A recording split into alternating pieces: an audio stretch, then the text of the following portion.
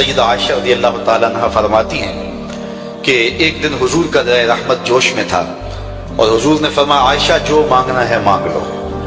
میں نے عرض کی یا رسول اللہ اگر آپ اجازت دیں تو میں اپنے باپ حضرت ابو بکر صدیق رضی اللہ تعالیٰ عنہ سے مشورہ نہ کر لوں کہ میں نے کیا مانگنا ہے؟ تو فرمایا کہ جاؤ مشورہ کر لو، مشورے کی اجازت بھی ہوگی۔ میں اپنے والد گرامی کی خدمت میں حاضر ہوئی اور کہا کہ دریائے رحمت جوش میں ہے اور رحمت کا باڑا برس رہا ہے۔ حضور نے فرمایا عائشہ جو مانگنا ہے مانگ لو، یہ اتنا سنہری موقع ہاتھ آیا ہے تو میں چاہتی ہوں کہ کوئی مانگوں تو اہم شے مانگوں۔ تو آپ کی خدمت میں حضور سے اجازت پا کے حاضر ہوئی ہوں، مجھے بتایا جائے کہ میں حضور سے کیا مانگوں تاکہ کوئی چھوٹی چیز نہ مانگوں، بڑی چیز مانگوں۔ تو حضرت ابو بکر رضی اللہ تعالیٰ عنہ نے فرمایا کہ بیٹا حضور سے جا کے کہنا کہ معراج کی خلوت خاص میں اللہ نے آپ سے جو راز کی باتیں کی تھی ان باتوں میں سے ایک بات بتا دو۔ مانگا بھی تو علم مانگا، اور عائشہ میرے سے وعدہ کرو جو حضور بتائیں مجھے بھی آگے بتانا ہے۔ ام المومنین حاضر خدمت ہو گئی۔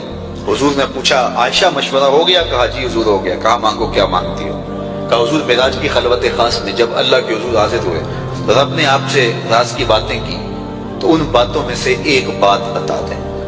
حضور مسکرا پڑے، اس بات پہ مسکرائے ہوں گے میرے یار غار کا انتخاب کیسا ہے، یا اس بات پہ مسکرائے ہوں گے کہ راز کی بات بتا دوں تو راز راز نہ رہا، لیکن وعدہ کیا تھا۔ کہا عائشہ سنو، جب میں قرب خاص میں پہنچا تو میرے مالک نے مجھ سے راز کی جو باتیں کی ان میں سے ایک بات یہ تھی محبوب تیری امت میں سے کوئی شخص کسی شخص کا ٹوٹا ہوا دل جوڑ دے تو میرے اوپر لازم ہے بغیر حساب کے جنت عطا کرو۔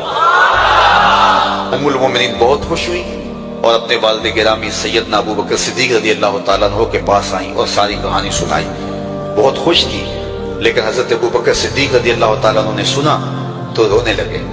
تو ام المومنین سیدہ عائشہ رضی اللہ تعالیٰ عنہ نے عرض کیا میرے والد گرامی یہ بات رونے والی تو نہیں ہے، ہم بسا اوقات کسی دکھی کے کام آ جاتے ہیں، کسی کا دکھڑا بیٹھ کے سن لیتے ہیں، کسی کی ڈھارس بنا دیتے ہیں، کسی کے کام آ جاتے ہیں، یہ تو بخشش کا بہانہ ہاتھ آ گیا اور آپ اس پہ رو رہے ہیں۔ تو فرمانے لگے عائشہ اس کو معکوس بھی پڑھو، تصویر کا دوسرا رخ بھی دیکھو، اگر کوئی شخص کسی کا ٹوٹا ہوا دل جوڑ دے تو بغیر حساب کے جنت میں جائے گا، اس کا دوسرا رخ یہ ہے اگر کوئی کسی کا دل توڑ بیٹھے تو سیدھا جہنم میں جائے گا۔ میں اس بات پہ رو رہا ہوں کہ ہم سے کسی کا دل نہ ٹوٹ گیا ہو۔ تو آج کی اس مجلس کے اندر کیا یہ دو باتیں میں اور آپ اپنے پلے باندھ سکتے ہیں؟ ایک کا تعلق حقوق العباد سے ہے اور ایک کا تعلق حقوق اللہ سے ہے۔ حقوق اللہ میں سب سے اہم چیز نماز ہے، اور پہلا سوال قیامت کے دن نماز کا ہی ہوگا۔ بلکہ حضور نے معراج میں جو مختلف مظاہرے دیکھے ان میں ایک چیز یہ بھی دیکھی، کچھ لوگوں کے سر پتھر سے کچلے جا رہے تھے، پھر صحیح ہو جاتے، پھر کچلے جاتے۔ جبریل سے پوچھا یہ کون لوگ ہیں؟ تو کہا آپ کی امت کے یہ لوگ وہ لوگ ہیں کہ جن کے سر نماز سے باری رہتے تھے۔ نماز کا کہو نہ بے نمازی کو، تو وہ پہلا بہانہ تو یہ لگائے گا کہ میرے کپڑے ٹھیک نہیں ہیں۔ میرے بزرگ فرمایا کرتے تھے تیرے کپڑے کیسے پاک ہو سکتے ہیں؟ تو رب کے حضور جھکنا نہیں جانتا، آ اس کے حضور جھکنا سیکھ لے، وہ تیرا لباس بھی پاک کر دے گا، تیرا دل بھی پاک کر دے گا۔ تو دوسرا بہانہ یہ ہوتا ہے کہ ہفتے کو شروع کروں گا جی، پہلی تاریخ سے شروع کروں گا۔ یہ وہ بندہ کہہ رہا ہے، ہفتے کا وقت وہ دے رہا ہے جس کے پاس ایک لمحہ بھی اپنا نہیں ہے، جس کو یہ نہیں پتا کہ اٹھنے والا اگلا قدم کہاں ہوگا۔ وہ کہتا ہے انشاءاللہ ہفتے سے شروع کروں گا، فجر سے شروع کروں گا۔